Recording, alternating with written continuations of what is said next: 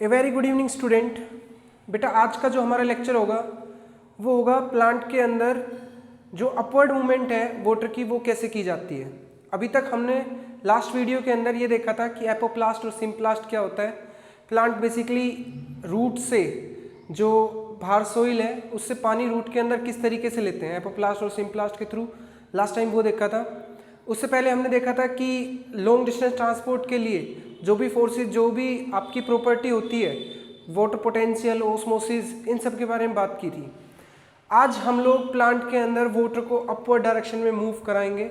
इसके लिए हमें बेटा बेसिकली दो फोर्स की जरूरत पड़ती है। एक होता है बेटा रूट प्रेशर, ओके, और एक फोर्स होती है बेटा हमारे पास ट्रांसपिरेशनल पुल। ठीक है, इन दो फोर्स की हमें जरूरत पड़ेगी बेटा। रूट प्रेशर बेसिकली क्या होता है, किस तरीके से जनरेट होता है। तो देखो बेटा ये हमारे पास सोइल है, ठीक है, ये हमारे पास प्लांट की रूट्स हैं। अब होता क्या है बेटा कि ये जो रूट्स हैं ये क्या करती है बेटा, जो यहाँ पे आयंस होते हैं सोइल में उनको एक्टिव ट्रांसपोर्ट के थ्रू आयंस को रूट के अंदर जो है वो ले आती है। ठीक है, जब आयंस यहाँ पे ज़्यादा हो जाते हैं तो बेटा सोइल में जो वाटर होता है वो वाटर पोटेंशियल को मेंटेन करने के लिए, वाटर ग्रेडियंट को मेंटेन करने के लिए, क्योंकि बाहर वाटर ज़्यादा है अंदर वाटर कम है, तो वाटर पोटेंशियल जहाँ ज़्यादा होता है उससे कम की तरफ जो है वो मूव करता है। ठीक है, तो यहाँ पे भी यही होता है कि आयंस जो है वो मूव करते हैं इनसाइड। ठीक है, क्योंकि वाटर पोटेंशियल डिक्रीज हो गया। कहाँ पे वाटर पोटेंशियल डिक्रीज हो गया? रूट्स के अंदर वाटर पोटेंशियल डिक्रीज हो गया। ठीक है, तो वाटर जो है बेटा अपना ग्रेडियंट को फॉलो करता है और वो एंटर करता है बेटा रूट्स में।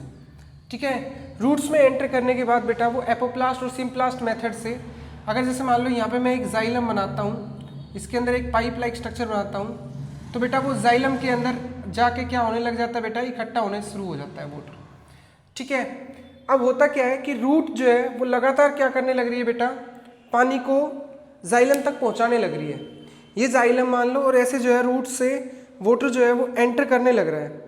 तो होगा क्या बेटा, जाइलम के अंदर पानी जो है वो लगातार भरता जा रहा है। तो जैसे जैसे इसके अंदर पानी आता जाएगा वैसे वैसे इसके अंदर वाटर का लेवल जो है वो इंक्रीज होता चला जाएगा। ठीक है, वाटर का लेवल जो है वो इंक्रीज होता चला जाएगा।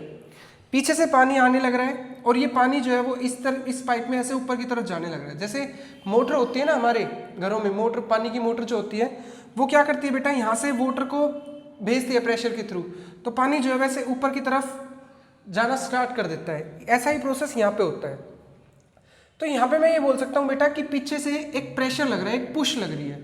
ठीक है, और जब पुश लगती है तो बेटा उसको हम लोग बोलते हैं पॉजिटिव प्रेशर। कैसा लेते हैं बेटा, पॉजिटिव साइन से डिनोट करते हैं। उस प्रेशर को हम लोग कौन सी साइन से डिनोट करते हैं बेटा, पॉजिटिव साइन से डिनोट करते हैं। और ये जो रूट प्रेशर होता है ये काफ़ी एनफ होता है, काफ़ी प्लांट में सर्टेन हाइट तक वाटर को पहुंचाने में। काफ़ी हर्बीवोर्स ऐसे होते हैं बेटा जिनके अंदर सिर्फ रूट प्रेशर से ही काम चल जाता है, वाटर जो है ऊपर तक चला जाता है, ट्रांसपिरेशन पुल की जरूरत भी नहीं होती हमें। रूट प्रेशर जो है बेटा, रूट प्रेशर से क्या होता है, वाटर जो है वो कंटिन्यू रहता है। ठीक है, ट्रांसपिरेशन पुल में जो है वाटर, हम कई बार क्या होता है कि वाटर ट्रांसपिरेशन पुल लगा तो वाटर ऊपर की तरफ आएगा, नीचे का वाटर जो है वो नीचे रह जाएगा, फिर दोबारा से लगेगा, फिर वाटर ऊपर की तरफ आएगा, जितना काम करना है कर लेगा, फिर वो पाइप से नीचे चला जाएगा। लेकिन रूट प्रेशर हमेशा क्या करता है बेटा, वाटर को ऊपर की तरफ ऐसे भेजता रहता है। ठीक है, तो मैं यहाँ पे एक लाइन बोलता हूँ, root pressure reestablish the water column which often break under numerous pressure gradient generated by transpiration pull. Reestablish करता है उस वाटर को। जैसे मान लो यहाँ पे ट्रांसपिरेशन पुल जो है वो लग रहा है तो वो वाटर को ऊपर की तरफ खींच रहा है। ये क्या कर रहा है बेटा, नीचे से वाटर को देने लग रहा है ताकि जो वाटर कॉलम है वो इस स्टेम के अंदर हमेशा बना रहे। एक वर्ड होता है बेटा गटेशन। गटेशन का मतलब क्या होता है, काफ़ी बार आपने देखा होगा कि जो लीफ होती है उसके सरफेस पे, मॉर्निंग में उसके सरफेस पे बेटा हमें देखने को मिलती है वाटर ड्रॉपलेट्स। ऐसा क्यों होता है? ऐसा इसलिए होता है बेटा कि प्लांट जो है पूरी रात जो है फोटोसिंथेसिस तो करते नहीं है क्योंकि लाइट नहीं होती, और ये लोग जो है वाटर की जरूरत जो है इनको कम होती है क्योंकि फोटोसिंथेसिस में वाटर यूज होता है। तो इससे क्या होता है, रूट तो लगातार पानी को क्या करने लग रही है बेटा, ऊपर की तरफ भेजने लग रही है। अब होगा क्या कि जो पानी ज़्यादा है वो पानी हमें रूट्स के यहाँ पे जो है देखने को मिल जाता है।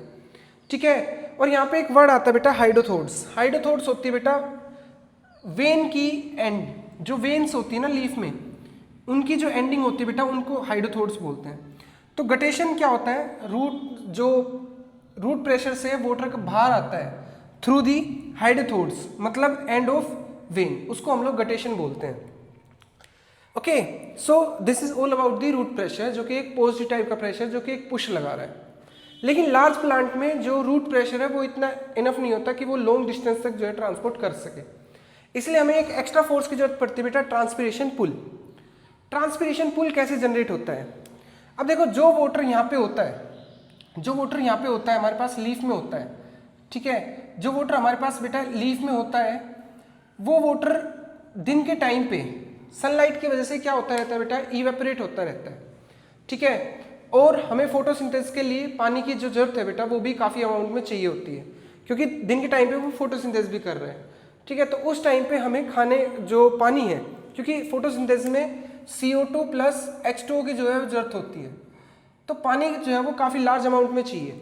तो इसलिए बेटा हमारे पास एक एक्स्ट्रा वो होती है, फोर्स होती है, जिसको हम लोग ट्रांसपिरेशन पुल बोलते हैं। और पुल है तो इसलिए बेटा ये नेगेटिव प्रेशर के नाम से जाना जाएगा, ठीक है। अब होता क्या है कि यहाँ पे जो वाटर है उस पर जब सनलाइट गिरती है, जब सनलाइट डलती है बेटा इनके ऊपर, तो होता क्या है कि ये सनलाइट जो है इस वाटर को इवेपोरेट करा देती है यहाँ से। तो यहाँ पे पानी की क्या हो जाती है बेटा, वाटर पोटेंशियल डिक्रीज हो जाता है। अगर यहाँ पे वाटर पोटेंशियल डिक्रीज हो जाएगा तो बेटा पीछे से वाटर जो है वो इसको पूरा करने के लिए, इस पोटेंशियल को पूरा करने के लिए वाटर जो है वो आगे की तरफ आएगा। इस तरीके से ये पूरा एक खिंचाव जो है वो बन जाएगा, एक पूरा स्ट्रेन जो है वो बन जाएगा, जिसकी वजह से ये वाटर जो है वो ऊपर की तरफ खिंचा आएगा, सिर्फ किसको मेंटेन करने के लिए, वाटर पोटेंशियल को मेंटेन करने के लिए। अब बात ये आती है कि जो वाटर है, ठीक है, जो वाटर है, जैसे मान लो बेटा ये हमारे पास पाइप है, ऐसे इसमें वाटर भरा हुआ है, ठीक है। जब हम लोग इसको ऐसे ऊपर से शक करते हैं, ठीक है, ऊपर से पाइप को अपने फ्रूटी वगैरह जब पीते हैं ऐसे स्ट्रो से, तो हम देखा होगा कि पूरा जब हम लोग खींचते हैं तो पूरा की पूरी लेयर जो है वो आती है।